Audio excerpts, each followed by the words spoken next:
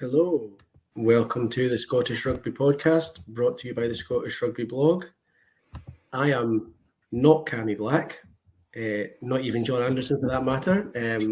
Things have conspired against us this week, so 24 hours late, here we are. I am Jonny McGinty. Thank you very much for joining us. I'm joined this week by Craig Manson. Good evening, Craig. Hello from deepest, darkest Leeds. I'm in Newton Mearns this week, Craig. We're all on location. Certainly seems to be.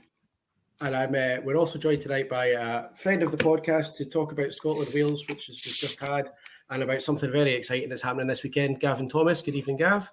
Good evening. Good evening, all. We are live tonight on Facebook, YouTube, Twitter, and Twitch. Pretty sure I got this all right. And we will also be live later in the Patreon-only Facebook group. If you would like to join that, head on over to patreon.com/Scott Rugby Pod, Scottish Rugby Podcast. I knew I was going to get that wrong. There we go. I will get there because you had that written down too. Do you know it's still in front of me. I still got it wrong. We'll get there. Loads of extra episodes for £3 a month, or for £5 a month. All the extra episodes. I will have a wee shout out for you on the pod as well. So we got lots to get into this week. Couple of bits of news to start off with. One pretty good bit of news, certainly from my point of view. One obviously not so good. We'll start with the good first. I think Craig, Ollie Kebble and Jamie Batty both extended at Glasgow this week. Good bit of business for Glasgow. It's always good bit of business when you come to front rows. You know what I mean? They're. Actually, I have to say, Jamie Batty's done well since he's gone to Glasgow. Funnily enough, most Edinburgh players go well when they go to Glasgow. But it's great news to see Scotland internationals still playing in Scotland and attracting the fans and attracting the crowds. Ollie Kebble, well, I know that he's your man, Chris, so I'll probably let you talk more about Ollie Kebble. But it's good to see both of these boys staying in Scotland. It certainly is, yeah. I mean, I'm not shy about the fact that I love Ollie Kebble, so I'm pleased to see him hanging around. Always exciting to have somebody that can play both sides as well. Useful up front for Glasgow, and Jamie Batty's actually, like you say, has done really, really well.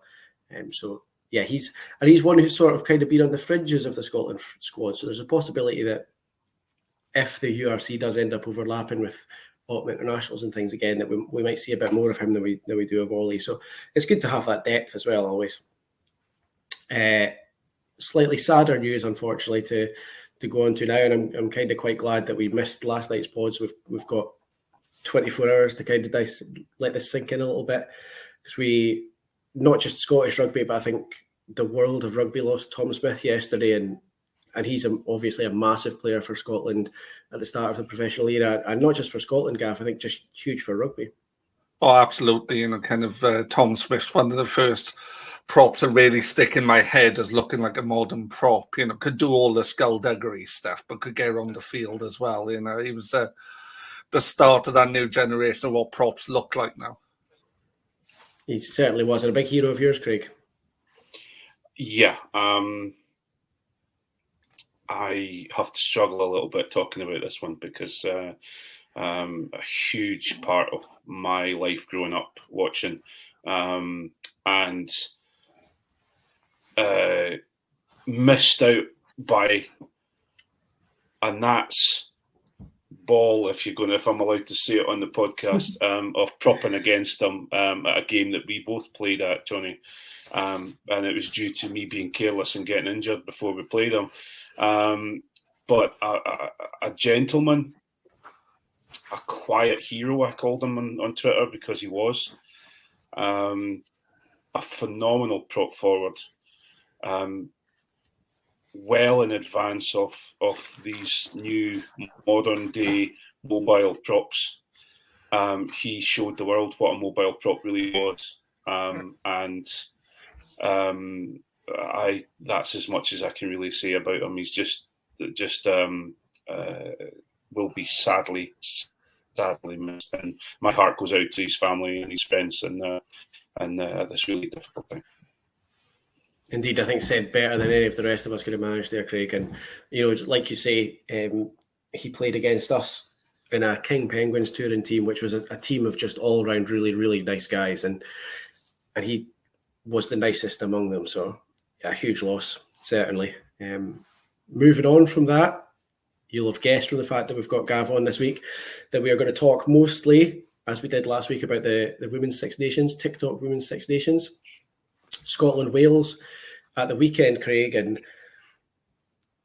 coming away with a losing bonus point against our away game, a record crowd in Cardiff, is certainly not something to be sniffed at. But Scotland were well in that game, so does it go down as a missed opportunity, do you think, or is there, that's a Wales team that's certainly on the up? Is there a bit of a chink of excitement about the Scotland team now?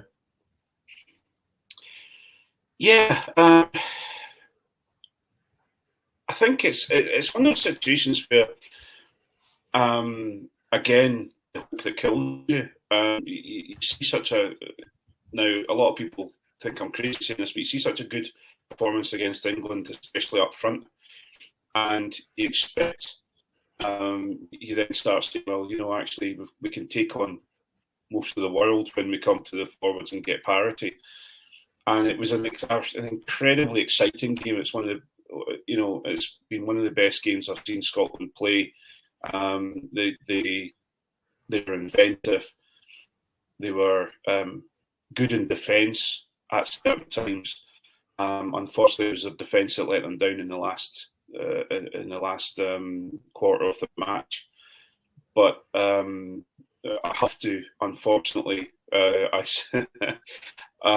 have to say this, but it's probably fitting when it comes to talking about props again. But I think Sinead Harris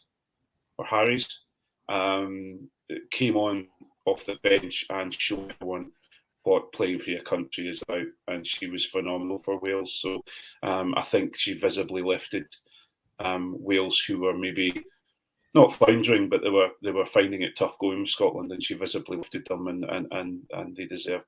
They got the win, and more power to her. Obviously going off the bench to get a Player of the Match award as well is a very, very good point that someone has done in the game. But Scotland, I think have got, just to go back to your question because I've meandered off the point. But Scotland really are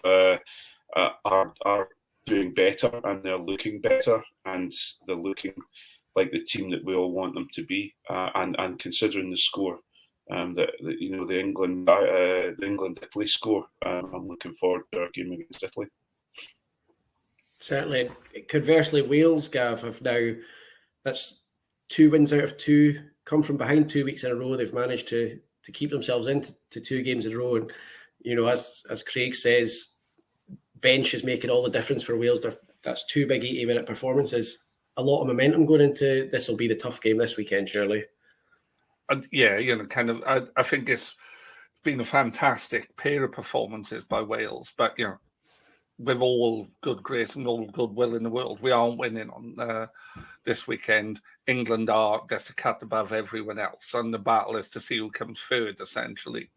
But it was a funny game because I still don't understand how Scotland didn't win it, because for the first 40 minutes. The fact that Wales were still in it was miraculous.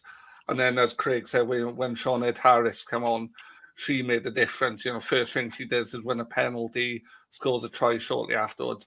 She brought a lot of physicality to this. Not that there's a side lacking in physicality, because Sue-Ann Lillicrap is, kind of a bit of an unstoppable force at times as well. And unstoppable arms, Gav. Tell us about those. What's that? An unstoppable magic arms. Should she have been in the bin? Oh yeah. That was a yellow card all day long. It's. I am very one-eyed, but that was. She's not catching that ever. So the fact that there was only a penalty, but I think the ref she's worried a bit, doesn't she? It's the last moments of the game. It's on a knife edge. Yellow card's going to make a difference there. Was there a risk or reward kind of thing, isn't it? But, it was a yellow card all day long for me. Other than that, Sue-Ann had been fantastic. It's my first real experience of the Scottish women's side and watched a lot of it before. And, there's some great players in that side as well. Lisa Thompson, proper full court player. She's got a bit of everything, really kind of a strong engine, good in defence. Kicking out the hand wasn't great, but, that was the only thing that let her down the entire game. I thought she was fantastic for Scotland.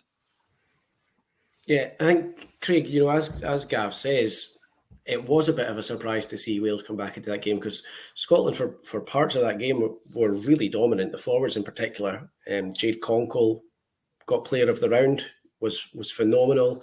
Lana Skeldon, to be making some of the carries that Lana Skeldon was making after 80 minutes of playing in the front row, was just incredible. But I think Scotland have got a bit of a problem with their finishing at the moment, and there were some mistakes, where we really could have been free and clear in that game. And it's just little bits and pieces where the final ball's not coming together.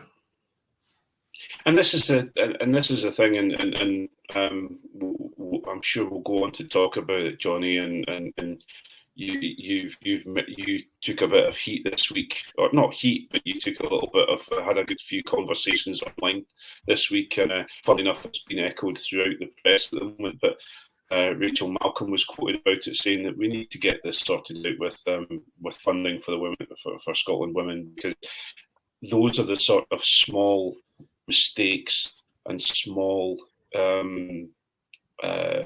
things that can be cleared up with girls, the women playing professional rugby on a regular basis and be paid for their job, because they can focus on those small skills. They can focus on those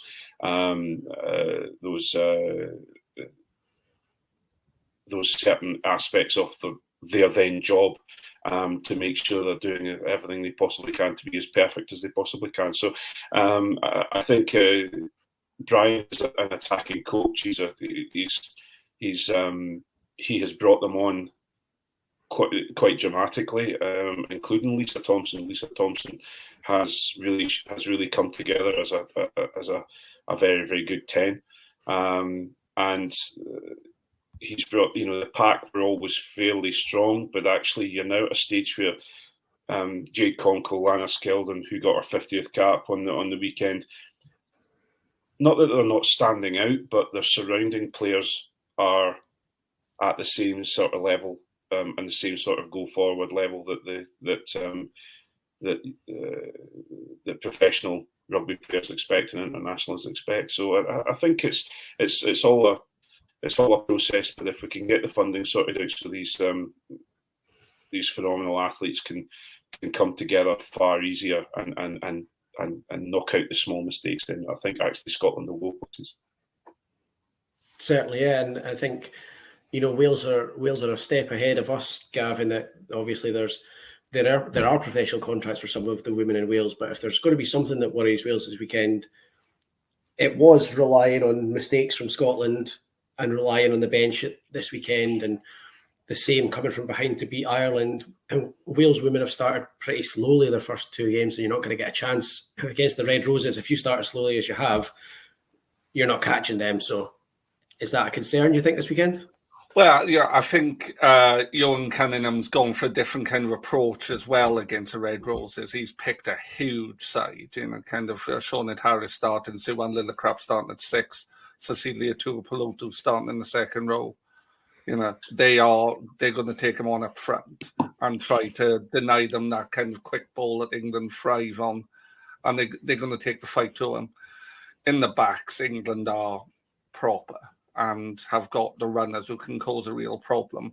So I think Cunningham's match plan against England will be to turn her into a bit of an arm wrestle, really, and kind of Ellie Snowsill's been dropped as well. Her kicking out the hands not being great, and I think it's about trying to match England as best it can. For me, the best we can hope for is if we're within shouting distance of them at half time.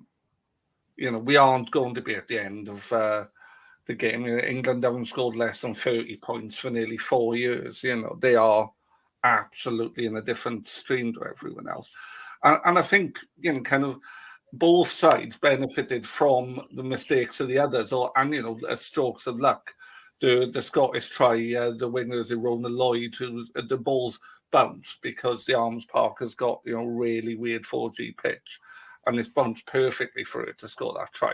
She probably should have scored a couple more, though. There were a few overlaps that were missed, and and it's interesting you're saying that Wales are a step about or cut like a few steps ahead. They've only been pro for 3 months. I don't think the professionalism has made the difference. It will do. It will do. Next year, they'll be better again. I think the difference, and it was interesting when I was doing a bit of research and looking at where the Scottish women were playing, and you had players playing for university sides within the squad, and all the Welsh the squad play within the English league system. So they are playing against the Red Roses players week in, week out. And I think that's the difference for them at the moment. So we've touched on it. We might as well, I think, fully jump into it again at this point. Wales do have professional contracts. As you say, Gavin, they've only had them for 3 months. So on the pitch, it's not making a massive difference yet. I'm sure it will do. Do you think there's a difference now, though, in the mindset of the Welsh players who are going out now and saying, I am a professional rugby player, and that maybe that's where they're starting to get an edge straight away? If you saw some of the stories that they were telling a year ago, about Sue-Ann Lillicrap talking about doing 5-hour round journeys to get to training and stuff, after I'm working full time, then it's going to make a difference to the mindset, because you're not having to focus about other things. You're not having to worry about your job, because your job is literally being fit enough and skilled enough to play international rugby. So I think the mindset will change over time, and then the skills will up as well, as we've seen with England. And I think, at the minute, it's becoming quite competitive. You've got, I think it's 12 women on full-time professional contracts, another 12 on retained contracts, with the plan being to extend this as well. And the plan is, I think, long-term, to be competitive against England and France. We are a long way off being competitive with England. France, who knows? But it makes no sense to me now, in a time when professional sport is embracing women's sport. I said this in the chat with Jonny in the week. My son, who's 7, as far as he's concerned, women's sport is professional sport. He's seen England women play football and rugby, and he doesn't differentiate. He doesn't consider that to be any different, when he's seen England men or women. And so it seems strange that there are unions, and I can't make a Wales of exactly being early adopters. There are unions that aren't paying their women now. It seems strange. Craig, it's our turn, I think, because we are one of those unions, and I think we have to be clear at this point that the SRU are not doing nothing for the women. Brian Easton's been very clear about the fact that they've talked to a lot of the women in the squad about what they can do for them. They're in discussions to get a team into the Premier 15s and things, and there is a lot of support. There's a lot of professional coaching support as well. We do have to factor in things like Rachel Malcolm's a doctor, and so the wage that she'd have to be offered to become a full-time professional for Scotland is going to have to be better than the wage of a doctor, which is, that's something that's got to be considered in the long term as well. But with all that being said, time for some professional contracts? It was time 2 years ago. It was time 3 years ago.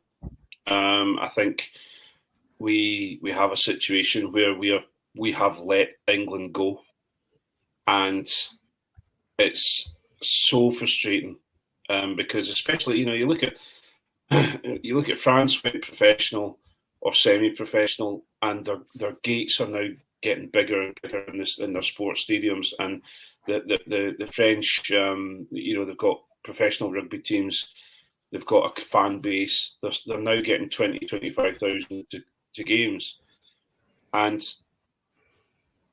if you remember correctly, back in the 2000s, when the male game went professional, Scotland were very far behind it and very resistant of it. And what happened is we then went through a period in the wilderness of games that people, Murrayfield wasn't selling out. And eventually we caught up and we started selling out Murrayfield, and we're starting to, we had the odd game that was unrepresentative because, we'd have fluke win's the wrong word, but we would have the odd win here and there, but we weren't competing on the Six Nations, and I just think we can't have history repeating itself. We need to be in there at the start, and unfortunately we haven't been. But it could do with getting on with it and moving forward as quick as we can. Yeah, definitely can. And Gavin, the thing that came up time and time again, because it was obviously another hot talking point on social media this weekend, was everyone's objection seems to be that where's the money going to come from? There's no magic money tree. Is the women's game a product that's generating investment and things? And leaving aside the fact that 11 out of 12 clubs in the English Premiership are all running at a loss, and so clearly men's rugby is not a investment happy land at the moment anyway. We're looking at a new title sponsor this season for TikTok for the Six Nations. We're looking at primetime coverage on free-to-air channels with this big new BBC deal. They've basically sold out Kingsholm for the England-Wales game this weekend, which is a huge deal. They're looking at 12,000 plus tickets sold for that this weekend. So I think we're maybe getting to the point now, aren't we, where people saying the women's game doesn't generate enough money to pay for the women's players is getting to be a dud argument.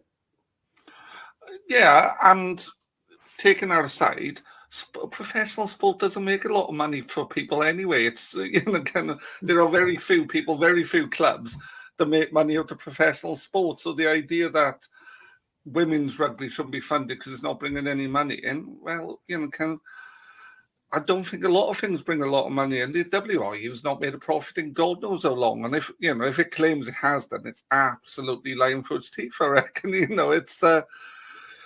Unless, of course, you're looking at £120 for match day tickets at Principality. I don't think it's an argument anymore. If we are saying we value professional sport for men and for women, then put the money into it. It will make money back.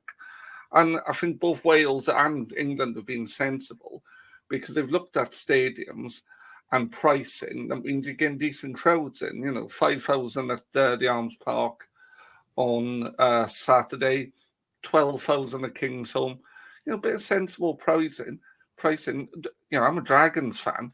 The Dragons would kill for a crowd of about 5,000. I just don't see the argument, and the argument is always, oh, well, I don't think it brings the money in. Yeah, I think there's something else beyond those arguments as well, or behind those arguments as well, isn't it? Because you see the comments, don't you? Oh, it's quite slow.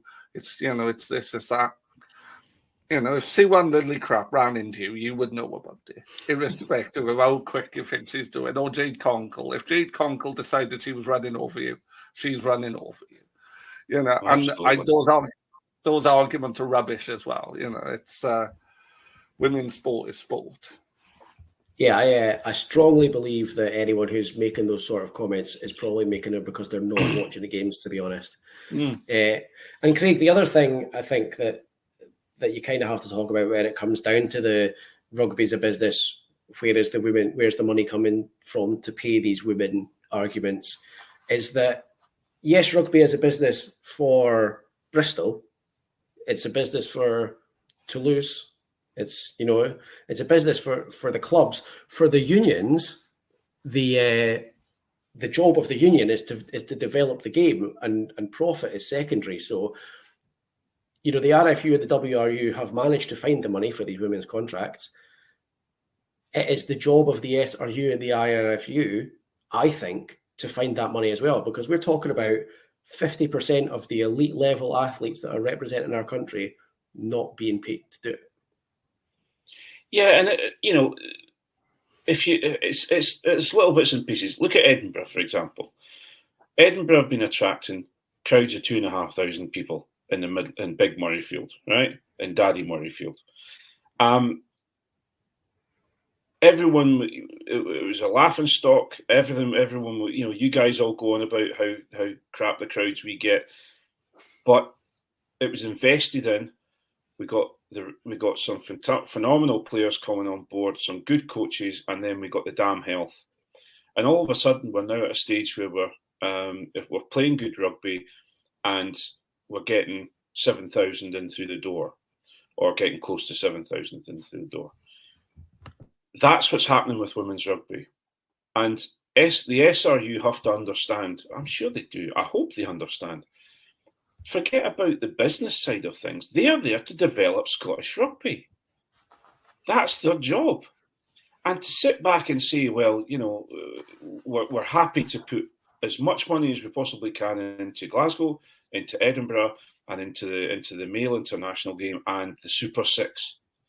Spend £750,000 on a team that are the zebra of the American League in Old Glory. That £750,000 could have paid for wages for all the internationalists. It would give them probably 30 grand a year. I think I worked it out for 25 of them over a year.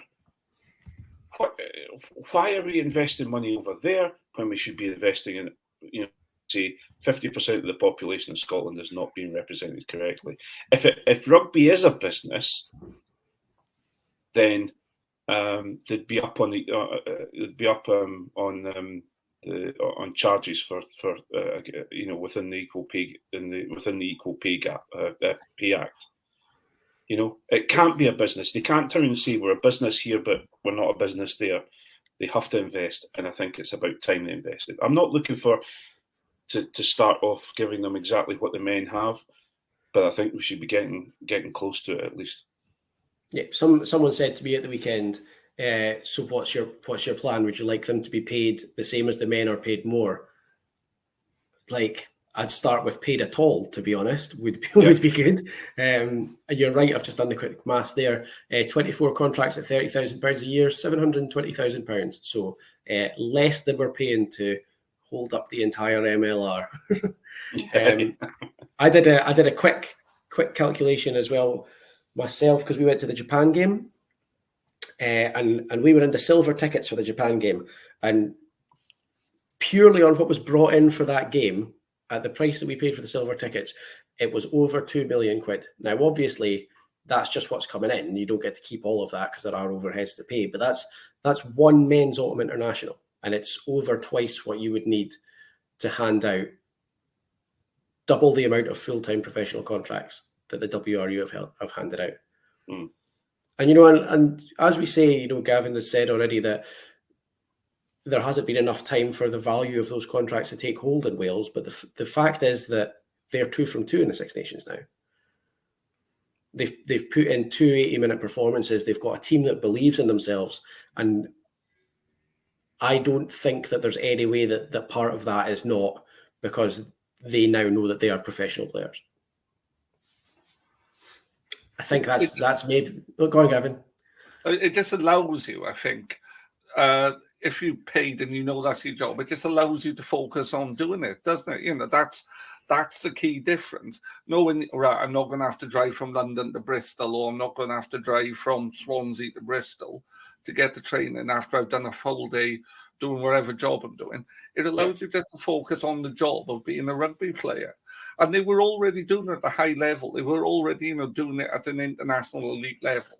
So the idea that they had to do another job alongside it is absolutely ludicrous. And World Rugby aren't helping things. They put, or I think it was either a Six Nations program, advertisement or marketing campaign. They put up a player from each of the Six Nations and saying, here's Jade Conkle, she's an international rugby player and a firefighter. You wouldn't do that with Hoggy. No. Now, okay, fair enough. That's a phenomenal thing to be an international rugby player and a firefighter. Don't get me wrong. That makes, the women are doing a phenomenal job, but they shouldn't have to. No. And I just think it's just wrong now. Yeah. And I think the longer that it goes, the bigger the gulf's going to get. I was actually speaking to Gavin about this at the weekend, because in an area like the front row, you really see the difference that it's made to the Red Roses. Because if you're a team where your players aren't professional, you can maybe maybe get 50 minutes of parity with the Red Roses if you invest all your time for your front rows in scrummaging and all of your gym time in power, and you do as much scrummages as you can possibly do every opportunity you get. You do all the gym work that you can possibly do every opportunity that you get, and maybe you get 2 days of training a week and you do nothing but scrummaging, and you get 3 gym days a week after work and you do nothing but working on your power for scrummaging. You might get yourself to the point where you're at parity with the Red Roses, but then their players could do all of that and still have 3 days to do handling, still have 3 days to work on their speed, still have days to do the rest of their set piece. So, we're at the stage at the moment, Craig, where teams like Scotland have got to spend all of their energy to get parity in one area against a professional team, and a professional team can develop their entire game because they've just got that much more time. Very much so. And also you have to then factor in the situation of most of our players now are now playing professional rugby in England. As Gavin said earlier on with the Welsh team, Scotland, if you look at the Scotland team and look at the clubs they play for beside their name, there's only maybe 3 to 5 players that are coming from Scottish teams and professional teams. All the rest are playing for playing in London, playing in Bristol, playing in Exeter, playing in Coventry. So you're then in a situation where what you're trying to do. Hiya, how are you doing, Matthew? What you tend to find then is they have to travel, because they're trying. If we can get ourselves set up with a professional team in Scotland, and they're playing most of the, hopefully in the Premiership or the Alliance 15s, then they're not having to travel as much as well, so they can be within. They can come to camp a lot easier as well. So it's just a whole setup, really. I think that's the solution, isn't it? Both Wales and Scotland are in negotiations to have sides in the Premier 15s, and that's common sense in my head, because it allows them to play together more regularly, allows the union to have a bit more impact on what they're doing. But it makes no sense for Scotland to be in negotiations to do the SRU to be in negotiations to do that without first of all identifying their professional player base. Because when Wales do that, and I've no doubt they will, and they set up a team in Cardiff, then all those women who are contracted will be the ones they pull in first of all. I don't understand why the SRU won't just do that first and then worry about the club afterwards. Yeah. I think we have made ourselves pretty clear once again about the women's setup. Let's turn to something hopefully a bit more optimistic, Gav, because you're not just here to tell us about how much higher performing Wales are. You're doing something pretty special this weekend. Do you want to tell us about it? So I'm a terrible rugby player. Jonny doesn't understand quite how bad I am, but he will see this weekend. The feeling's very much mutual, don't worry. I'm glad you said that before us, Declan. Well, you've played with him, Craig, so you would know. But so myself and a group of players, Jonny included, over this weekend we'll be playing 2 games within 24 hours, 300 miles apart. I live on the south coast in Hastings, and we're playing up at Southport. And then on the Sunday, a group of us are playing down in Hastings to raise money for Melanoma UK, which is a patient charity for sufferers from skin cancer. And we're doing it in memory of a teammate of mine, a wonderful tight head called Nick Giles, who passed away 2 years ago now, 18 months ago, from melanoma at the age of 33. And Nick liked doing ridiculous things. Nick would say, "Oh, let's do something," and you would find yourself in absolutely ludicrous situations, and you'd have no real idea how. So I wanted to do something pretty much along those lines, where I know at the end of the game on Saturday in Southport, I'm gonna be absolutely blowing out every orifice, thinking, "Yeah, I'm gonna have to travel another 300 miles and do this again." And Jonny and a number of people from other rugby podcasts was going to be John as well, but unfortunately he's not able to make it now. Joining us for the Northern leg. And yeah, it's rugby is a funny old sport, because they talk about rugby values, and I think rugby values in professional sport is nonsense. Where you can say, "Oh, look, Exeter drinking beers with each other." That's just people drinking with the people they work with. I do that; it doesn't mean anything. But within grassroots rugby, there are values. There are values. I mean, the people are willing to do stuff like this, are willing to travel a length for the country to play rugby. They are willing to do ridiculous things for each other. And Nick just loved the social aspects of rugby. He loved, kind of having a drink afterwards, because he was a proper scrummaging prop, and he would spend his entire game folding people up, but then would always make sure he'd have a beer with them afterwards. And kind of, we didn't know it, but he knew it. He'd been already diagnosed with stage 4 cancer, and he did a shift in a tight head in a cup semi-final against a higher league team, and still folded his bloke up. And at that point, he knew he was dying. So I just wanted to do something kind of meaningful, I suppose. And I also wanted to play rugby in a different part of the country, but Brilliant. And I am so excited. I'm halfway through my journey just now. That's what brought me to Glasgow. So, no, I am very, very excited. I've got to kind of know a little bit about Nick from obviously speaking to Gav for the last few months, and he's written some really nice pieces and stuff about it. Very much in the Craig Manson mold, I think, from what I've heard about him and what I know about him. So I'm going to give you a minute, Craig, to let Gav know exactly what he's let himself in for by asking me to come and play on Saturday. Not only play, co-captain, Johnny. Co-captain. Well, see, captain. Let's just start this off with captain. A fullback should never be captain. So he sounds like a guy I could have a pint with and really enjoy. Would have enjoyed his company. First things first. Tight heads are gods, and I will not have anyone say anything other than that. It's a phenomenal thing to do. I know what it's like to drag my old heavyweight carcass onto a rugby field and have John, work hard in the scrum, get some good, some good set piece to provide good ball, and then have Johnny drop it at the last moment and have to scrummage all again. You guys are doing a great thing, and more power to you. And I'm really disappointed that John Anderson has come down with some sort of illness, and I'm making the sort of quotation marks signal on the live feed, so that he doesn't have to come and play. So it'll be he's missing out, that's for sure. Yeah, he talked a good game, did Anderson, as well, about how he was going to play 2 positions and everything. So we're scrambling to cover, but you've managed to get quite a lot of people involved, Gav. There's a fair few Who's That's of Rugby coming down on Saturday. Yeah, kind of.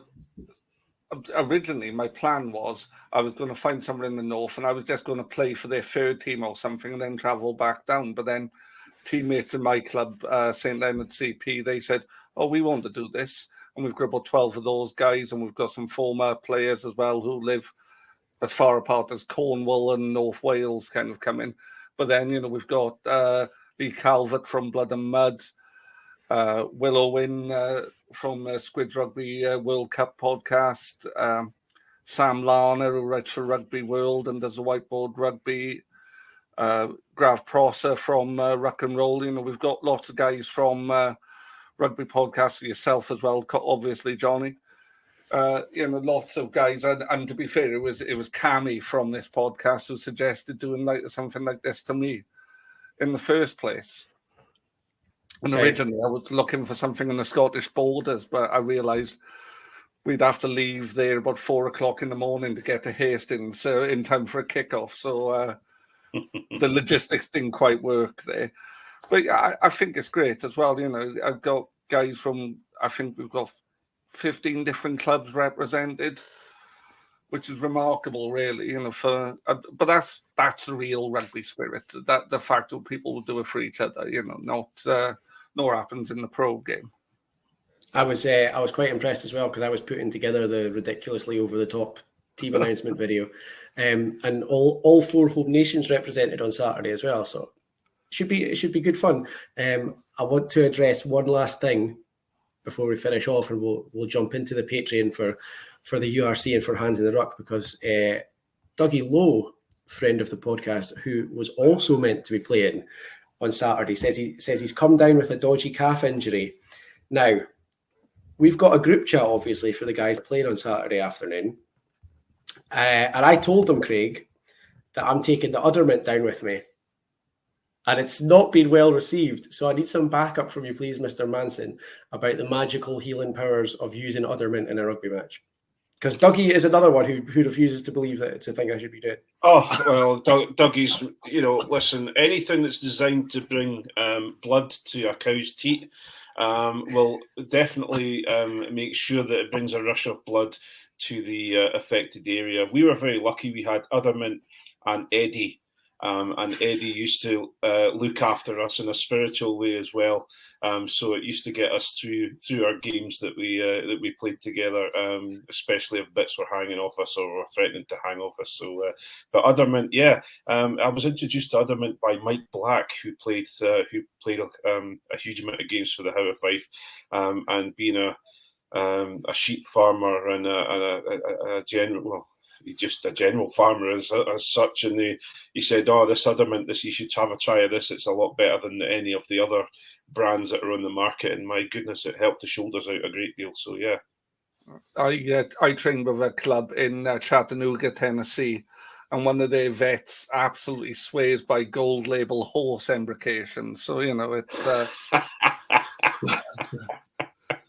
different versions of it around the world. Clearly, it's. I spoke to a friend of mine when this first reared its ugly head the other day. Her dad does a bit of coaching both in Ireland and in Jersey, and I said to her, Patricia, can you please ask your dad if he's got Uddermint in the medical bag? And straight away, without even questioning what she was talking about or why she wanted to know, he texted back and said, I don't, but we do have Orth paste. And I Googled it, and it's the same thing, but for sheep. So there are obviously a couple of variations of them. And I just want the word to go forth from here that a lot of the guys from the St. Leonard's guys that Gavin's bringing up on Saturday don't seem convinced by Uddermint, but I'm glad to have the support of Craig, and we're not the only ones. I think I think that's probably covered everything that we want to talk about for Scotland women, and we've had a good chat about what we're doing this weekend. So I think we'll do as we did last week. We'll keep the URC chat for the Patreon and the Hands in the Ruck. Gav, obviously you've already mentioned you're a Dragons fan. If you don't want to talk about the URC, that's okay. you could listen to me and Craig talk. But we will take a quick comfort break. So it's for anyone watching on the live stream who's not a Patreon, and anyone listening on the free version, it's a goodbye from me and goodbye from Craig and Gavin for just now.